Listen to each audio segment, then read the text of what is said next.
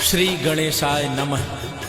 मंगल मूर्ति भगवान श्री गणपति भारतीय संस्कृति में प्रथम देव माने गए हैं।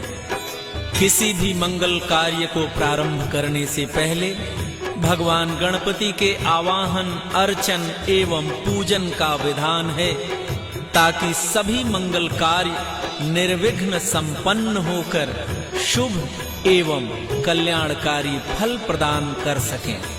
श्री हनुमान जी के स्तवन से पहले हम भगवान गणपति का आवाहन वंदना के इन शब्दों से करते हैं।